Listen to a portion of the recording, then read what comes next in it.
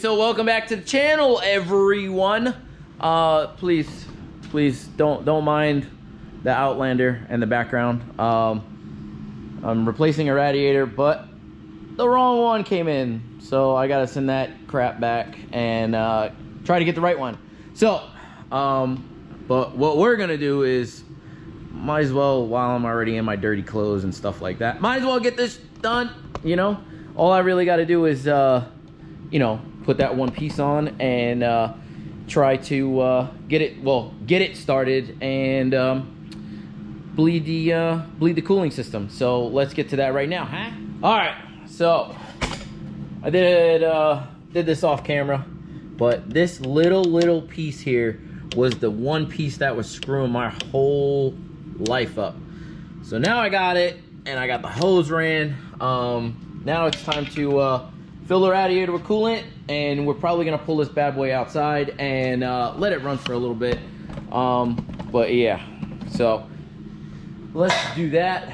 I have some coolant from the other car, which this radiator came out of, because I have two radiators. One for Evo 7, if I'm not mistaken, and the mounting point is over here, so it's like a straight shot. And this one is for an Evo 8 and 9, so it routes differently. And but I really like the radiator that I have for the Evo 7, because it is straight. So all I got to do is just get an upper radiator hose that'll go to it for the white car. But you know, let's get this rocking right now, huh?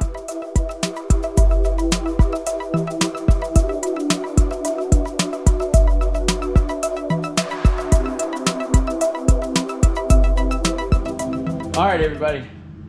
Now, one of my most favorite tools in this, garage that I have is this radiator. I guess it's not a tool. I guess I don't really know what it is, but it's just for bleeding a cooling system like this. And I've had it for years and years, and it's done such a great job with all of these cars. All it really does is keep the air at the highest level, or keep the coolant at the highest level, and so all I have to do is just put coolant in it, and all the air will come all the way up to the top. Because if I fill this all the way up to the top, and all the air will go straight up. So I love it. I cannot complain. All right, we're back. Had to run to the crib real quick, or run inside, whatever you want to say. I had to get more, to get some water. To have enough coolant in here, but it needs a little bit of water. I'm gonna top it off. Shouldn't need much.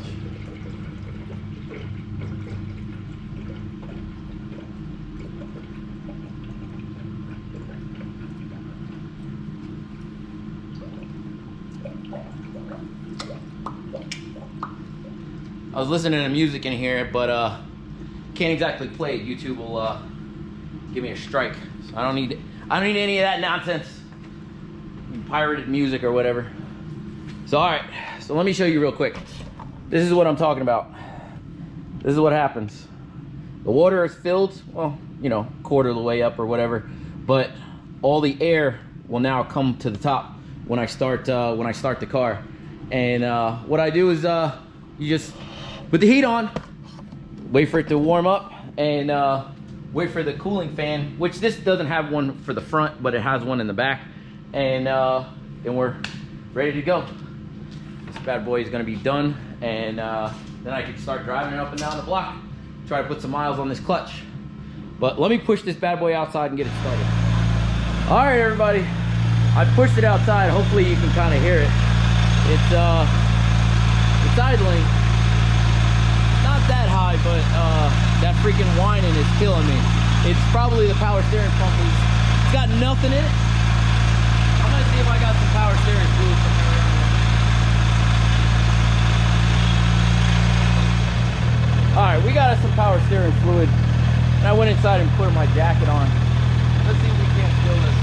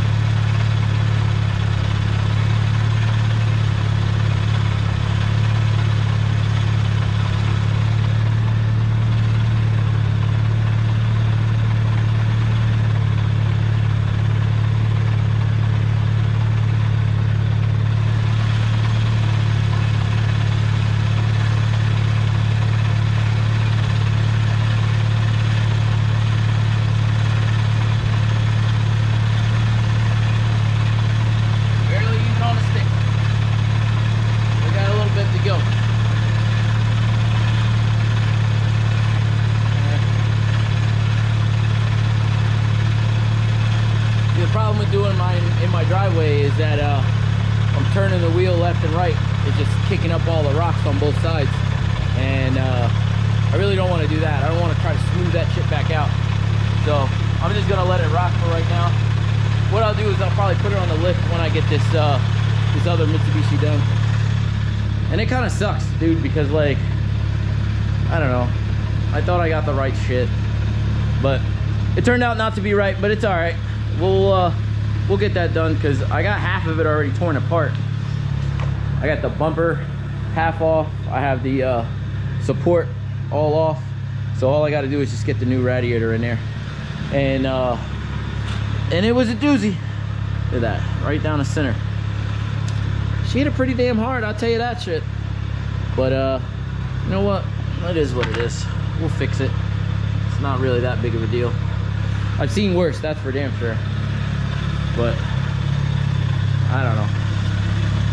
Let's get this thing going. Oh yeah, you know what? I don't even know if this thing, what kind of headlights this thing's got on it. Let's turn them bad boys on.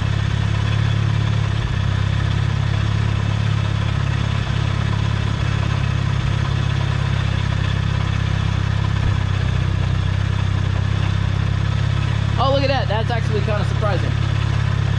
I didn't think those, they're aftermarket HIDs, because anybody that knows these Evos, they come with HIDs, but the RSs don't. They don't even come with fog lights. Fog lights are like right in here, that area. And on my car, there's actual fog lights. And I you know, upgraded them to HIDs, and I love them. I love them to death. But we're just waiting for this freaking fan to come on, and we're good.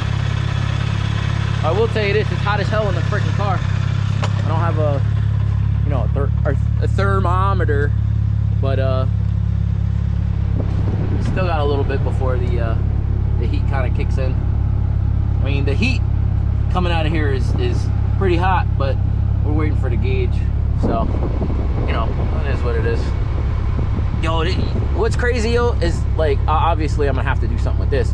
But this dude, he's got an odometer gauge, and it doesn't even read vacuum. It goes from 0 to 60.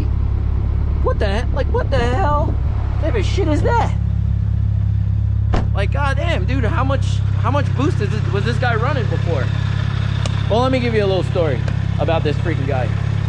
Super cool guy. I got the car from a guy in Pittsburgh. Me and the wife, we drove out, and we talked him down a little bit, and we got it for a decent price. And super nice guy. The only thing that was really weird is that he was in his parents' name, but he's a grown-ass goddamn man. I think he was like 30, I don't know, 35, 36, something like that, and this was in his parents' name. So I don't understand that. You're a grown-ass man, you should be buying your own shit. But anyway, one thing I will say that I really, really liked is that both of his parents, they were both in the racing. So this guy had like some type of built 2.4 liter or something like that. And what he was doing was going to the track. That's why, hence the numbers on the side and in the back, IDRC, and his number was 800. And he had a forward-facing turbo kit. That's why none of this crap, you know, like the front where the grills are and stuff like that. That's why none of that is in there. But I'm gonna have to replace that because I don't really like the way that looks.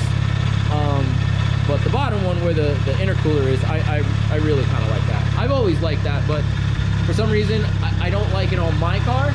But this isn't my car, so I'm going to rock it like it is, except for the like I said before, where the Mitsubishi sign is. I gotta really do that, but I don't know. I don't really have too many plans with this, but now that it's actually running, I definitely want to take it up and down the block. Hopefully tonight. It is like 7:30 right now, and my wife should be calling me any minute. But I don't know. I just want to get this thing kind of done, and I just want to drive it up and down the block. But I can't really do that without this freaking fan coming on, and it's not coming on yet. But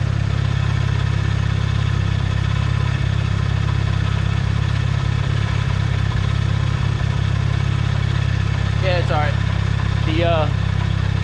I don't know, upper and lower intercooler or radiator pipes ain't really hot yet, so I don't know. I'll cut back to when I get it all finished. Ladies and gentlemen, we finally have the fan on. So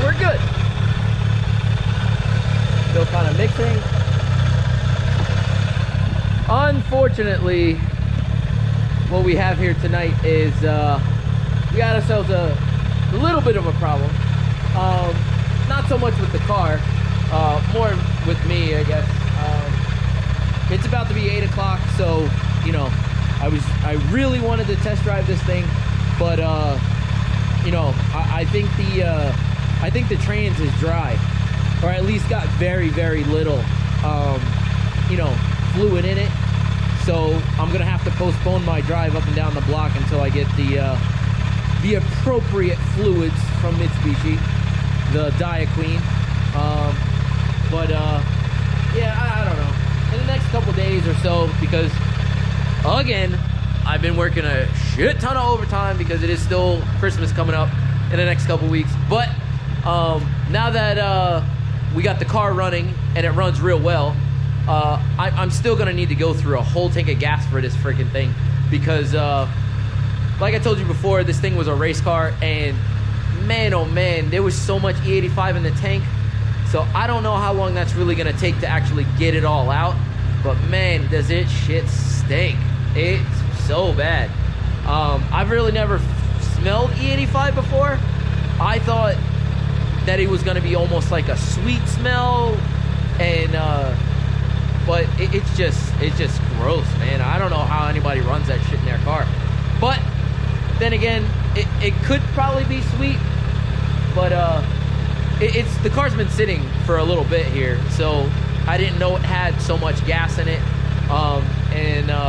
For those of you that don't know about E85, if you let it sit, it just corrodes everything, and it'll just eat through everything. Your gas tank, your lines, your rubber hoses, like everything.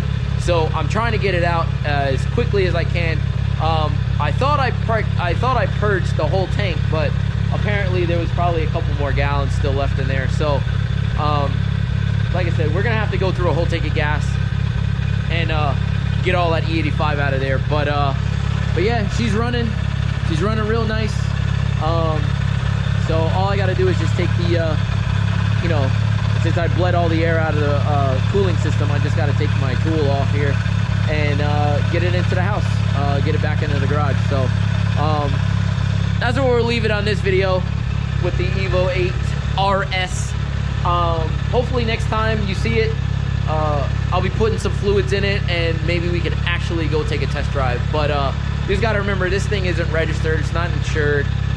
Thankfully I live on a dead-end road, so like I can actually like just drive it up and down the road. I'm not gonna be ripping on it because I still gotta get it to my tuner. But like I said, you know, we'll get it to him. I'm not expecting it to go crazy. It's still got, I put a stock manifold on it with a stock turbo, stock wastegate. So I'm not expecting anything more than like 300 horsepower, but 300 horsepower is still pretty quick for an Evo. I don't care what kind of car like it is, you know, Evos can put that power to the ground relatively easy.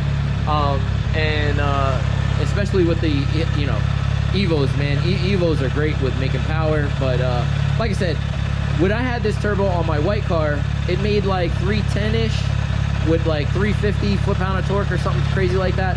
So it boogied. But like like I said before, I don't know what this thing's gonna make. I have no idea. But I know when I actually do get it running and stuff like that, everything is coming off. The intercooler pipe, the intake, the wheels, the calipers, and you know the drill. It's all gonna get powder coated. And I'm gonna try to make it look nice. So, but listen, like I said before, leave it off here. Next time you see the RS, we'll hopefully be driving it. But stay tuned for the next one. All right, deuces.